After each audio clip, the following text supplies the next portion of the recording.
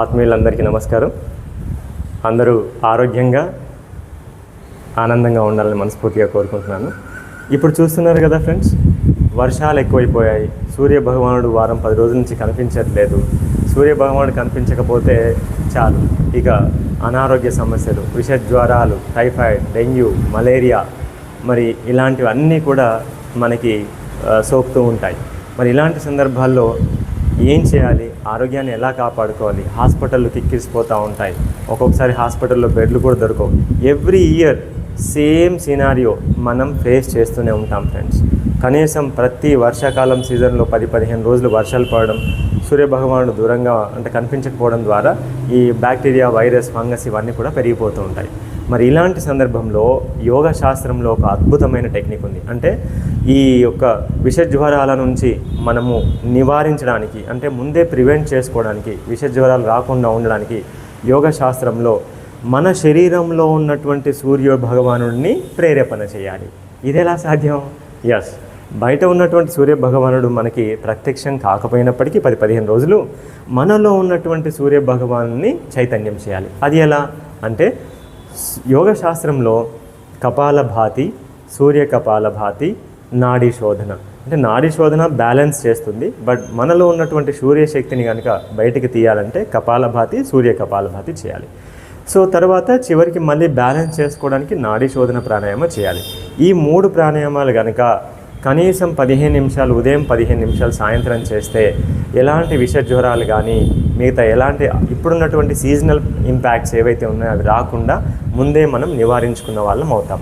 కాబట్టి మరి ఇవి ఎలా చేయాలి ఇప్పుడు తెలుసుకుందామా? ఎస్. సో ముందుగా కపాలభాతి అయితే మీ అందరికీ తెలుసు ఫ్రెండ్స్. అయితే కపాలభాతిలో జనరల్గా మనము అపాన ముద్ర పెట్టి చేస్తాం. కానీ ఇప్పుడు ప్రివెంటివ్ పర్పస్గా మనం విష జ్వరాలు రాకుండా ప్రివెంటివ్ పర్పస్గా చేస్తున్నాం కాబట్టి ముద్ర మార్చాలి. మరి ఏం ముద్ర పెట్టాలి? చూడండి, సూర్య ముద్ర పెట్టాలి. అంటే ఉంగరపు వేలుని లోపలికి మలిచి థంబ్ దాని పైనుంచి పెట్టి మిగతా ఫింగర్స్ కంఫర్టబుల్ స్ట్రైట్గా ఉంచాలి. ఇలా ముద్ర పెట్టుకొని కాళ్ళ మీద పెట్టుకొని చక్కగా కళ్ళు మూసుకొని కపాలభాతి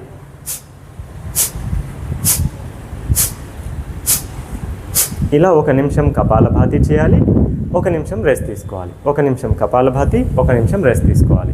సో ఇలా 5 నిమిషాలు. తర్వాత సూర్య కపాలభాతి అన్నాం కదా, అంటే ఇప్పుడు మనలో ఉన్నటువంటి సూర్యుడిని చైతన్యం చేద్దాం. సో సూర్యశక్తిని చైతన్యం చేద్దాం మనం. దీనికి ఏం చేయాలి? Very simple. ఇలాగైనా లేదా ఇలాగైనా ఎడమ ముక్కుని క్లోజ్ చేయాలి.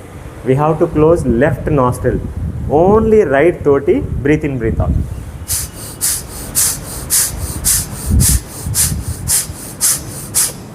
ఇది దీన్ని పూర్తిగా క్లోజ్ చేయవద్దు, ఇలా ఫుల్గా క్లోజ్, జస్ట్ టచ్ చేస్తే చాలు, ఇంతే. ఓన్లీ రైట్ నాస్ట్రిల్తో బ్రీత్ ఇన్, బ్రీత్ అవుట్ చేస్తున్నాను.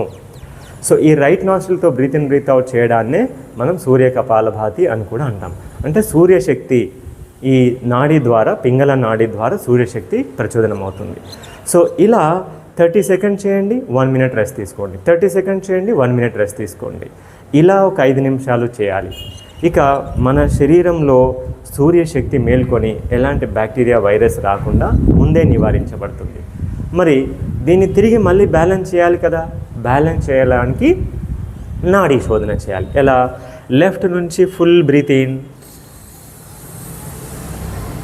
పూర్తిగా ఊపిరితిత్తులు నిండేలా. రైట్ నుంచి పూర్తిగా బ్రీత్ అవుట్. మళ్ళీ రైట్ నుంచి same full breath in, left నుంచి ఫుల్ బ్రీత్ అవుట్. ఎలాంటి కౌంటింగ్, ఇవన్నీ హోల్డింగ్స్ ఏం అవసరం లేదు. దీర్ఘంగా శ్వాస తీసుకోండి, రైట్ నుంచి పూర్తిగా వదలండి.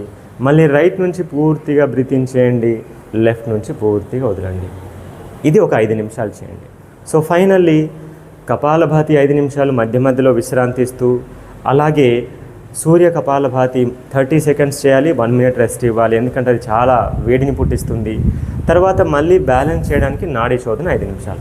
ఇలా 5 నిమిషాలు పొద్దున, 5 నిమిషాలు సాయంత్రం చేసుకుంటే కనుక మనకి ఎలాంటి సీజనల్ ఇంపాక్ట్స్ ఏవైనా ఉన్నా అవి రాకుండా మనం నివారించగలుగుతాము. మరి ఆల్రెడీ వచ్చిన వాళ్ళకి ఏం చేయాలి, అది మనం నెక్స్ట్ వీడియోలో తెలుసుకుందాం. Thank you friends. నమస్తే.